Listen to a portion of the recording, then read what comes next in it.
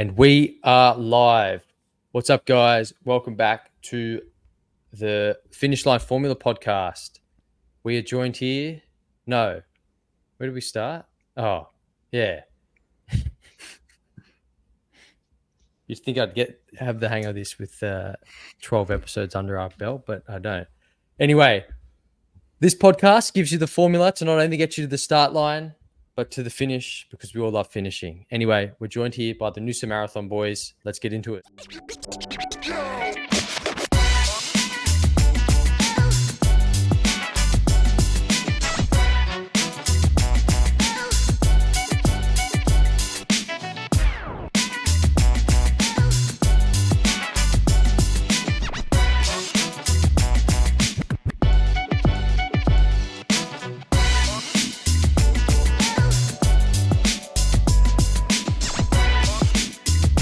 And we are back. Welcome to the 12th episode of the FLF podcast.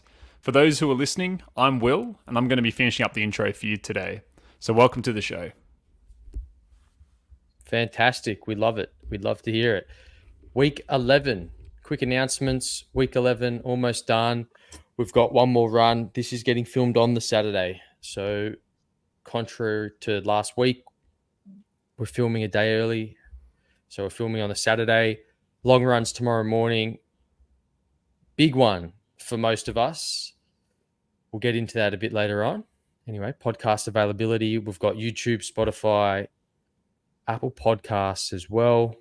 So go check us out on there. Share this episode with someone who might feel a bit hungry, or if you start listening to this and you start getting a bit hungry, share this with them to pass on the pain. Anyway, we're just going to go around the table. My name's Nick. I'm one of the 1/4 of the NOOSA Marathon boys. Alrighty, my name is Sean. I am 1/4 as well. Quick maths. My name's Cameron, and I don't know how to do maths. My name's Will, and I've already introduced myself. I just lost the mic there a little bit. Anyway, thank you. Today, we're going to be discussing carb loading. In particular, we're going to have an episode later on discussing about carb loading pre-race, because I do think there's a bit of nuance to it compared to in the training block. But we're going to be talking about carb loading before long runs and the reasons why you should be doing it. Anyway, we're going to get into our training week as we do.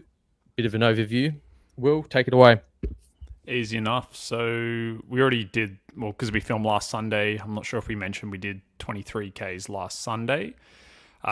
Monday rest, Tuesday 11 kilometers with strides in there. Then Wednesday was 18 kilometers, 11 of those at half marathon pace. And shout out to everyone who did that, getting some PBs in the group. Then long run on Friday. Today, Saturday, an 8 kilometer recovery run, and then a big 32 tomorrow, which, correct me if I'm wrong, guys, I'm pretty sure this is the last run that is that long before heading into the marathon. Second last. Okay, second last. There we go. Yeah, we have another 32 Ks in 4 weeks. Good. 32 is not that far, though. I'm saying that, but that's because I'm running a fair way tomorrow, which is my turn to get into it. So what did I do this week? I had a rest on Monday. I'm trying to think what I did, if I did anything. No, I had a rest. And then Tuesday, 16 Ks. That was a double. So AM 10, PM 6 Ks, MLR on Wednesday morning. I'm just trying to think what I did for that. 24 Ks. 24 Ks. It was a good loop. Thursday was another 10K easy. Friday was the same session the boys had, but I had it on Friday, which was 19 Ks total, and then 11 kilometers at half marathon pace. And then Saturday, today, ran 8 Ks easy. The sun came out, which was nice. And then tomorrow morning, got a big one, 3 hours on legs. And that can be anywhere from 37 kilometers up to 39 K. So we'll just see how that pans out, I guess. Sheesh. Yeah, big one. But with that said, big runs, which means you need to eat a lot of food, which gets into our topic of the week, unless we've got a tip of the week. Anyone? Well, I would like to hear how Cam's legs are going before we get into it. We were discussing this off the air, I guess you could call it that, before we started, and we thought we'd save the discussion. So Cam, spotlight's on you, buddy. I don't know if I'm the person to explain it, because I'm very much a delegate to the professionals when it comes to stuff like this. But yeah, I'm about to enter, I believe, my third week of, like, I guess, not following the program and time off. So I think 2 weeks ago I did a 6K run and basically just completely messed my hip. I then took a week off, tried to do a 6K, got 3Ks into it. My hip was hurting. So yesterday, or the day before yesterday, I went to the physio, and he's basically just continued to give me stretching. He gave me dry needling in my problem area that was in my hamstring, so not in my hip. He thinks that it's something to do with a stressed tendon, which I do have ITBS, and I've had that since I was a teenager, and it flares up every now and then. It's the exact same pain as that. And then I believe he said something about bone bruising, but ultimately it was just it is a combination of just bad form and being heavy and just normal runners shit. So I'm hoping to get back on the horse on Tuesday. I'm going to be doing a kind of try and do an easy 3K run, but I'm going to be breaking it up into probably 30 seconds to 2 minutes on, equal amount of time off, see if I can kind of slowly ease back into it. Yeah, that sounds like a good plan. And off the podcast, me and Cam's physio have been talking, so we might be getting him on pretty soon. I don't want to say anything because last time we let people know that we're getting a physio on, nothing happened. So we'll just leave it as it is.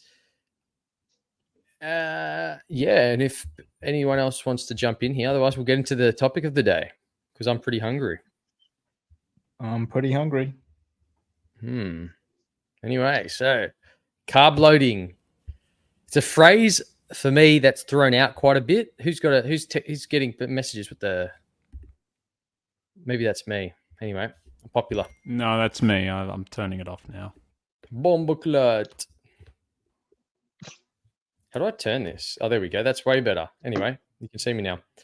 Yeah, carb loading. So what is carb loading? We're going to get into it, but there's a lot of misconceptions out there of what carb loading is. People think it's eating a bowl of pasta the night before or eating a bowl of pasta. Let's say you got an endurance competition at night, eating a bowl of pasta for lunch and you're good to go. So that is not carb loading. There's a particular and proper protocol you should be following. We're going to get into all that down the track, so stay tuned for that. But firstly, we want to strip it all back and discuss what are carbohydrates and go from there. Start at the bottom layer, give you all the juicy sauce, and work our way up to what is a carb load. So the first thing is in a sport like running, the main fuel sources for running and other endurance sports are carbohydrates and fats, depending on what zone you're working in. But for a marathon, and as we're the NOOSA marathon boys, we're talking about marathons here, most of your marathon will be run in a zone that is utilizing predominantly carbohydrates as the fuel source. Now, carbohydrates aren't what is used by the body when you're running. That is glycogen or glucose. Now, how does carbohydrates? Well, I guess we can go into what is a carbohydrate. Carbohydrates are just a macronutrient that once eaten, the body does its thing, breaks them down into an energy source that your body uses for fuel. Each macronutrient, protein, fat, alcohol, has its own use and process of being broken down by the body to be used. Anyway, hopefully you enjoyed that little science lesson. I'm not sure if these boys knew. Sean looks like he's like, whoa, far. So back in biology. Anyway, what is carb loading? Or the correct term or the scientific term should be glycogen loading, because what you're doing is in a window or time frame, you're saturating the muscles, the body with glycogen. You're manipulating your day-to-day diet and training to increase your glycogen stores for an event. And that event for us tomorrow is going to be the long run. I've spoken a lot. Before we move on, any questions? Are we going to jump in? You're all making sense so far. Hopefully. If I start not making sense, let me know. Anyway, I'm going to go into the difference between glucose and glycogen. So, glucose is the first level of where carbohydrates go. So, your body breaks down carbohydrates. You eat carbohydrates, you eat a piece of bread, gets broken down into glucose. That's sugar in the blood. Then there's a process called glycogenesis. And that's where your body converts glucose into glycogen. Now, this is might get a bit long-winded. So if I start going all over the place, let me know, lads. But glucose can be immediately used by the body as a fuel source. If you eat too many carbs and then there's an excess amount of glucose, glycogenesis occurs, and then your body converts that to glycogen. And that's basically stored predominantly in the skeletal muscles and liver for later use. So for this example, the later use is going to be the long run in the morning, or down the track if you're racing, it's going to be for the marathon. Anyway, am I making sense? Will's looking confused. So you eat some carbs, it gets broken down into glucose. You're not doing anything. Your body says, okay, I'm not using this glucose right now, so I'm going to turn it into glycogen and use it later. Where am I going with that? I don't know.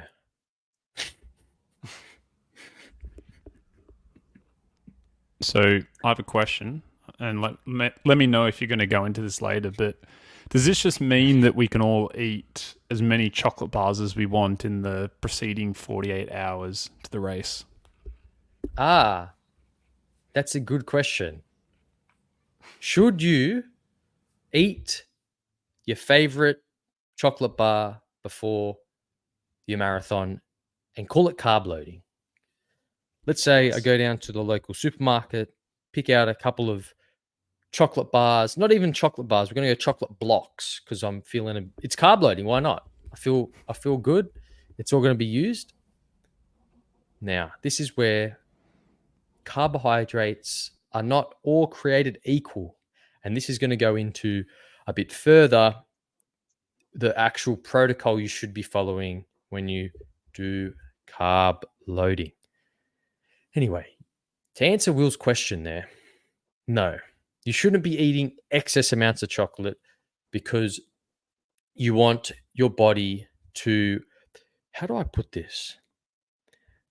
The carbohydrates you want to be ingesting are simple carbs that your body can easily break down and process. Things like chocolate bars have all this weird, wacky bullshit your body doesn't like. So, will you get the same carbohydrate benefits? Maybe. But will you feel like shit? Definitely. So, hopefully that answers Will's question. You can eat chocolate bars, but the actual importance of a carb loading is to give your body the correct carbohydrates. So if I've understood that correctly, it's more so kind of just following one's own intuition. Is that choosing, if you have a choice between a bowl of white rice versus a packet of of chips, then go with the bowl of white rice. Yes. And I guess that's another misconception about carb loading is the fact that you can eat whatever carbohydrates comes across the table, the dinner table, the lunch table, the breakfast table. There's certain types of foods you want to avoid, that being foods high in fiber. You want to avoid excess amounts of fats and proteins in that window. And for everyone out there, the recommended window is anywhere from 24 to 48 hours. For me personally, I've done a 36-hour carb loading prior to the marathon, but that's why for long runs you want to experiment. So this long run, I've done a 24-hour carb load. For another long run, I might do a 48-hour carb load. But I found for me, working in that day before and that night before, well, the day before the marathon start, and then that night before that day before, whatever that makes. So let's say the marathon is on Saturday morning for us. You'd start the carb load on Thursday night with dinner, and then all of Friday would be carb loading, and then that last meal before the race on Saturday. So that would be the 36-hour window I'd be doing, but the protocol we're going to be discussing is anywhere from 48 to 24 hours. You don't need to be doing a 6-day carb load. You don't need to be doing a 3-day carb load. The ideal, or you also don't want to be doing a carb load just the night before, because your body doesn't have enough time to take on. One, you won't be able to absorb enough carbohydrates and digest enough carbohydrates to actually saturate the muscles to the full effect, where you'll see the biggest performance benefit. But doing a correct 24 to 48 hours will give you the best chance on race day to have those muscles completely saturated with glycogen stores to use throughout the entire duration. I did read that if you are doing any runs during the carb load phase, though, you need to increase the carb amount from what you're about to say, because obviously if you're carb loading even 36 hours before and then you chuck in a 6 or an 8K run, you've got to account for that on top of the standard protocol. Is that something that you've seen before? Because I was only reading it as a new article a couple of weeks ago. And before, let's say before a marathon, before a long run, you probably have a bigger run the day before. For example, we had 8 kilometers today before the long run tomorrow. But before a marathon, one, you would be tapering, and two, that last day is usually no more than 6 to 8 kilometers. And yes, you do have to obviously increase your carb load, your actual intake of carbohydrates in that carb load window, but you don't have to do it to the same extent as you would, I guess, for a long run carbohydrate load, because you're not running as far. Because the last run you might be doing, for example, I think I had I do 2 shakeouts personally. One I do in the morning, one I do at night just before my last meal, and that was 2 kilometers. One was 4 kilometers. So I did about 6 kilometers total for the day, which in the scheme of things isn't a lot. Yeah. But yes, in the protocol, you don't want to be exercising excessively, because that means your body isn't storing isn't turning the glucose or the carbohydrates into glycogen. It's rather using it straight away in the form of glucose.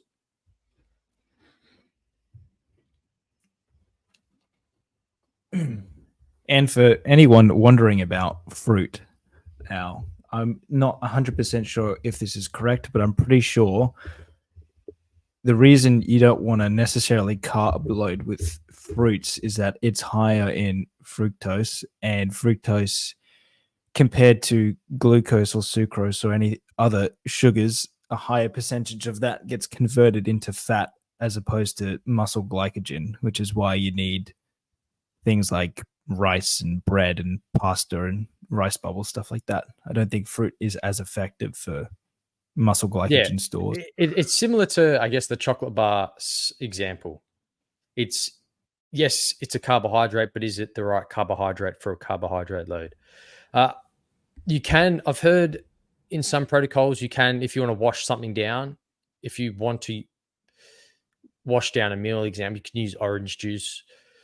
But you don't want to be the predominant, like the main source of your carbohydrate shouldn't be coming from fructose heavy foods. And fruit is wrapped up in a bunch of fiber anyway, which isn't necessarily what you want. Yeah, which is probably why I'm need a right now.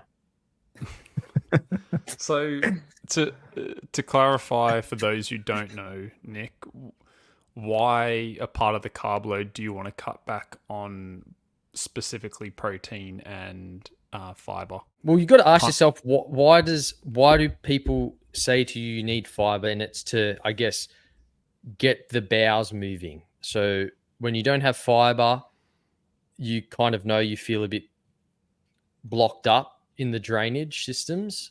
I think you know where I'm talking about when we go there. And that is something you don't want on race day. Bricked up, blocked up. Let's go. I'm pretty sure protein, you'll probably find it's more specifically things like red meat and other things like that, which tend to sit quite heavy and slow digesting in the stomach. Like, yeah, correct. You're not going to feel very nimble and agile after a 400-gram sirloin steak.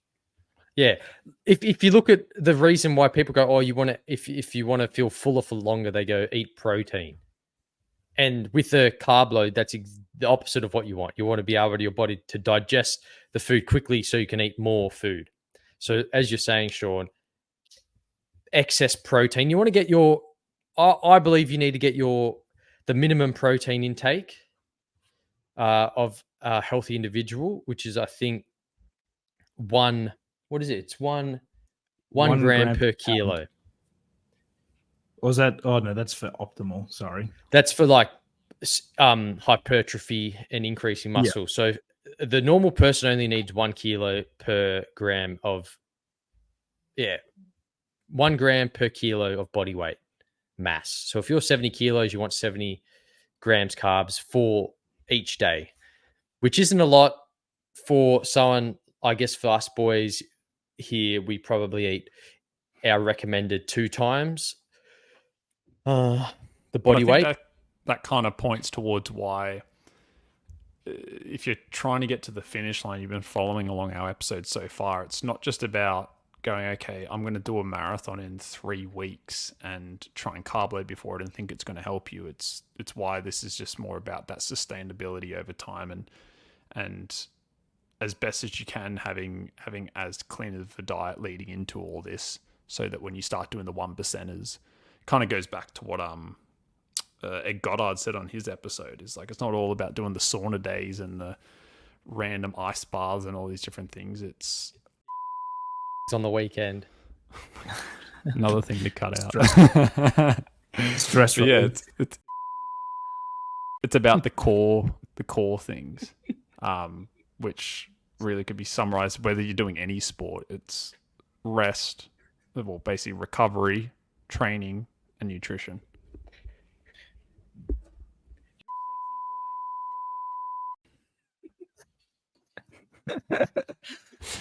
Shout out Luke.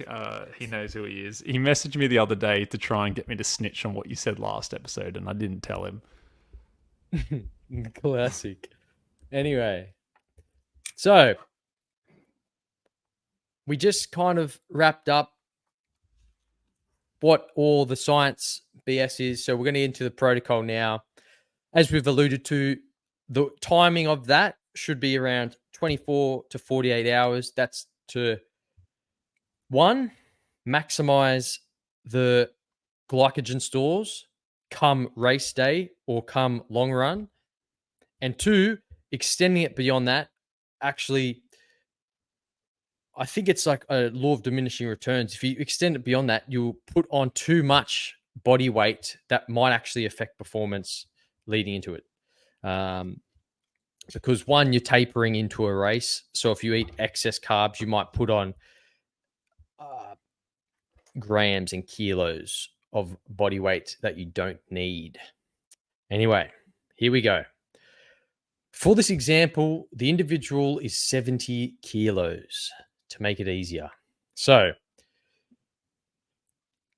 if you're 70 kilos, your carbohydrate intake should be around 10 to 12 grams of carbohydrates per kilo of body mass. So as I said, 70 kilos, you'd be eating anywhere from 700 grams of carbohydrates per 24-hour window, or all the way up to 840 grams. So that's why we're saying you want to be doing this about 3 to 4 times in your block on your bigger runs, just to experiment with how much carbohydrate your body can sustain in a 24-hour window. So we're talking about, I say for me personally, it's a 36-hour window. When I say 700 grams carbs, that's every 24 hours. So if you extend that out to a 36-hour time frame, what's that? 700 divided by 2, add another 350. Wow. Question I do have is, which I'm not sure if you're going to go into it, at what point are you cutting off your eating / starting to taper down? Because obviously, I know where our start of the race is 6 a.m., so you don't want to be pounding. I can't imagine you want to be pounding 100 grams of carbs an hour before the race. Is there a point at which even the day before you start to reduce? Nah, the day before you want to be eating all the way up until, I guess, like for me, I stopped eating at a reasonable time just so I could go to bed and not feel like digestion was affecting my sleep. In the morning, there's two methods to, I guess, you can go down. The first method would be waking up 3 hours before race time, or having a couple of pieces of bread, going back to sleep, and then waking up when you need to wake up to actually make it to the race line. The other thing is to wake up 2 hours before and just stay awake the whole time. And I believe last marathon I woke up at, let's say, 2 a.m., had a couple of pieces of toast, went back to sleep for another 2 hours, then got up and had a bagel, blah, blah, blah. But you do want to be you want to wake up early enough so you can get a decent amount of carbohydrates in that morning before the start. Enough time that your body has time to digest it and you're not feeling, I guess, full as you get to the start line. Yeah. And when I say, I just want people to get it around their heads. When we're saying grams per 24 hours. So not calories, because in that 36-hour window, we're talking about, for a 70 kilo individual, we're talking about 1,050 grams of carbs, not 1,050 calories. Just so people don't get confused there. Anyway, as Sean said, you want to minimize any exercise you do in that carb loading window. So if you choose 36 hours, make sure you reduce the amount of exercise. Or if you do have to exercise, i.e. go for a run or a shakeout, you want to you want to top up those glycogen stores more than you would. You want to be on that upper spectrum. So if you're looking at a 10 gram per kilo of body mass, you want to be looking at that 12 gram. The other thing, as we said, low fiber foods, you want to avoid those. You don't want any indigestion or bowel disruptions, one, before the race, because toilets public toilets are very limited, and if you've ever done a marathon, that can be one of the most daunting things, is trying to find a toilet to use. The other thing is you don't want to be stopping in your run to use the bathroom, whether for a 1 or 2. I guess 1 is a different story, and we can go into that on another episode. But in terms of a number 2, if you need to shit during a marathon, that might actually result in you not getting the time you want. Because if you think about how long it can take to do 1, 2, you might be there a while, especially if it's a blocked up. Hey, yo. For example's sake, when you were helping pace a friend at the Melbourne Marathon end of last year, at one stage, I know we were standing near a toilet block, which was about 10 kilometers in, and there was people who were probably trying to aim for sub 3 hour. There was a lineup already 10 kilometers in for people trying to get into the restroom. And so it's one of those things it's actually, for me, not even beating the time or any of those things. That's not even my biggest concern. My biggest concern is not needing a toilet break throughout the run. And it's because of what I witnessed there. It's if you at all even once need to go to the restroom during the run, it can be massively detrimental to your overall goal. And so I guess with that being said, the goal is that you should be practicing whatever you can beforehand, so that on race day, at no point in time during the actual run do you need to go to the restroom. Yeah. Well, if it's number 1, just piss yourself. Keep running. Number 1, you can kind of... I'm trying to think. I haven't actually stopped on any of my runs, but I did make the pact to myself saying that if I did need to do a number 1 or 2, I would stop, because the uncomfortableness is going to take away from the focus you need to actually run a marathon. So it would be better to get that uncomfortableness out of the system than to continue for however many Ks you got left. So the other thing we want to leave out of the diet is high fat foods. You want to stop having avocado on toast. You want to limit the protein. As we've said, we want easy digestible foods, simple carbohydrates.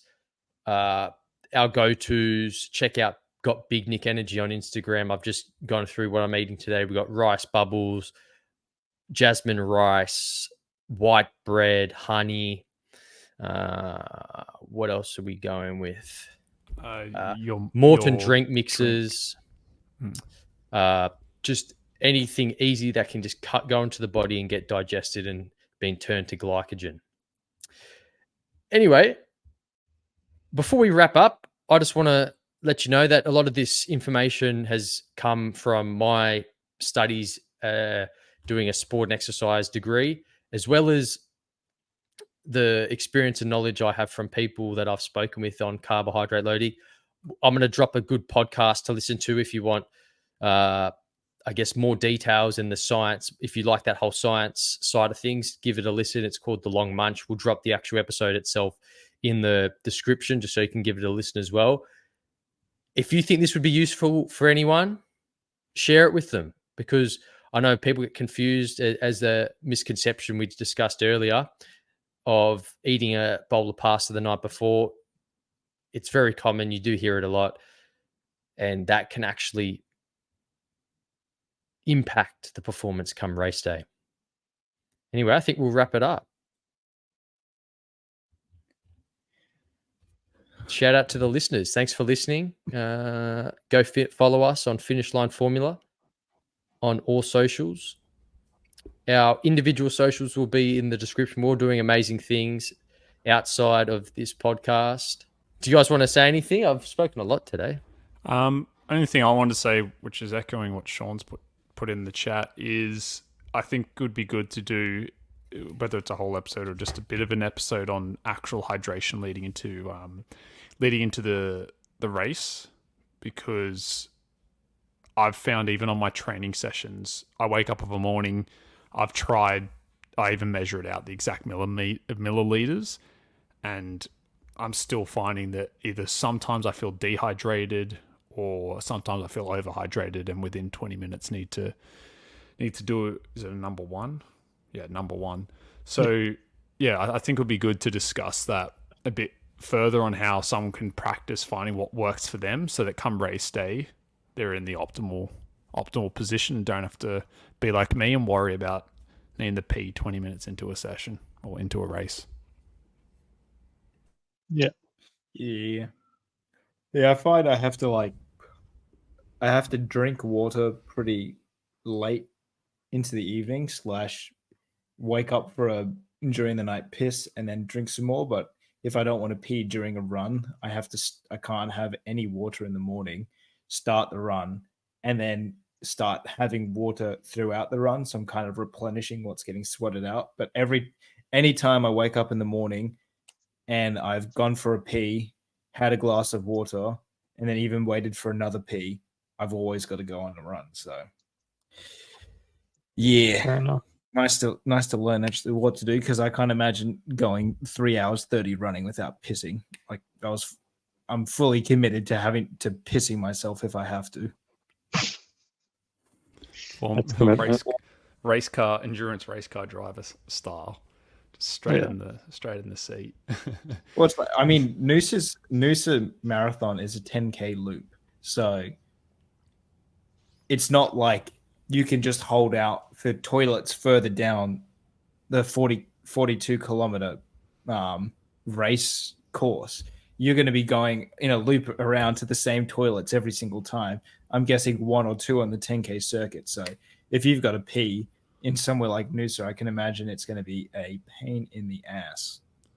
I really hope that they have an excess amount of restrooms there, because at least from either marathons that I've been to spectate or the 1 or 2 races I've been a part of myself, the one commonality I've found is there's never enough restrooms before your race start. And if it's not that, it's the fact that they are the most filthy thing you'll ever step foot in prior. So yeah, I think hydration, Nicholas, is I think the part you just missed, where all those boys are saying we want to chat about hydration so that we don't need to go to the restroom during the race. On another episode. For sure. Yeah. Sounds good. Anyway, thanks for listening. We'll catch you next time. Finish line formula. NOOSA Marathon boys are out.